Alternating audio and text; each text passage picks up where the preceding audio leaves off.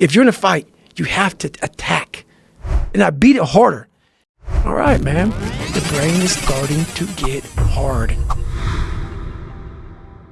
There's been this unrelenting voice in my head. We all have this voice. It's the right or wrong voice. And a lot of times that voice guides us into comfort. And my voice guided me into comfort a lot.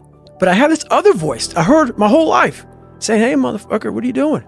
Nah, man, we got to go over here. We got to go over here to that rock pile over in the fucking corner where nobody's at. That's where victory's at. We're over there in that corner. So this voice was giving me all these answers. I wasn't a real smart kid growing up, but I had this crazy voice in my head saying, over there is where the fucking answers are. And I didn't want to listen to it because over there was pain. Over there was me looking in the mirror. Over there was me being accountable for all these things I went through my life. Even though people put them on me, it's now mine to own. And I didn't want to go over there by myself, but I had to. And this voice was guiding me there. It's God, whatever you want to call it. But that's what it was in me. I was a character. I was trying to find myself through a character. I was making different hairstyles and sagging my pants, and I was off. I was a clown. And I was like, this is not where you're supposed to be in life, man. And it's ugly when you look in that dirty mirror and you're trying to do a new hairstyle to go to school. I was the funny dude that came into school. I would sit at home instead of studying. I would think about what can I do to impress a motherfucker at school. Wow. And that became my life. And it's a long road to hoe to get to the guy who says, now, you don't ever smile on any podcast. You look so serious. I look at that shit. I'm like, you motherfuckers have no idea who I am, where I've come from to get here. So imagine them getting your hands and feet, tying your ass up and throwing you in the fucking water and say, swim. It was like throwing a cat in the water with fucking a brick on him. So I was just losing my fucking mind. So it's so many things I had to get over, and I found humor. I found humor in my suffering. I was like, motherfucker, what are you doing out here, Goggins? Like, this is crazy. Like, you're literally trying to reinvent the wheel, but I was trying to reinvent my mind. And I used every single tactic possible to do that. I didn't want to live in this world where I was a fake human being anymore. And I was tired of blaming everybody for where I was at. My dad beat me, this happened. I mean, my dad ran prostitutes, man. My dad literally snatched the soul out of my mom. Like, my mom is still battling. Like, after my mom left my dad, she's beautiful, she's so smart, all this stuff, man. This guy literally stripped her soul away. And I was a young kid watching it. And I had no soul to begin with. He's a vicious man. He was a vicious man. I mean, medieval motherfucker.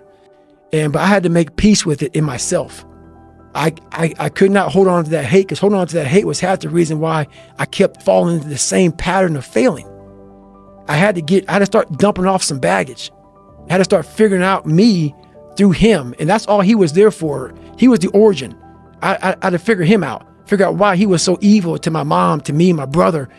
And I had to start studying him. Like, a lot of people have situations where someone does something and we all attack that person, like on the media. If someone does something wrong, everybody now is fucking perfect. And we now judge this guy. I don't judge him. I don't judge anybody. What I do is I start studying them. Why did they do that? Not in a judging way. I want to learn from you. He died about 4 years ago, 4 or 5 years ago. I'm not for sure. I didn't go to the funeral, but I forgave him. But I had to. You can't live with hate. You cannot move forward. As much as that guy tried to ruin all of our lives, that's where I came from. I had to figure out the origin of where I started from. So when I was going back through my life trying to fix who I am, the fucked up person I was, like, if your knee hurts, it's usually not your fucking knee that's hurting. It's something else, man. Like, it could be a tight quad. It could be the right leg if it's the left leg. You got to find out the origin of where all this shit began. And it was him. So I had to go back to where, my roots and the origin of all this happened, and it's hard to do that. I got that he grew up rough. He was very insecure, had a lot of kids, and his insecurities just trickled over onto us. So yeah, he jacked us up real good, but he never fixed himself. So if you never fix yourself, the next person in line is going to get the rap. And we were next in line. I always fixed the things on the surface. So if I couldn't read and write, I learned to read and write. I would always fix these things on the surface level. And so whenever something hard would raise its ugly head, I didn't have any kind of tools to handle it. I'm like, man, I thought I fixed this already, man. But no, I didn't go deep into the dungeon of my soul to say, okay, what is making you a quitter? What is making you a weak man? What is making you afraid? And so that's why I kept on quitting and going back to start, or not knowing how to get through hard times. And that's why I always tell people, I'm not a theorist. I didn't study, I didn't study a fucking book. I literally put myself in a fire repeatedly like a sword.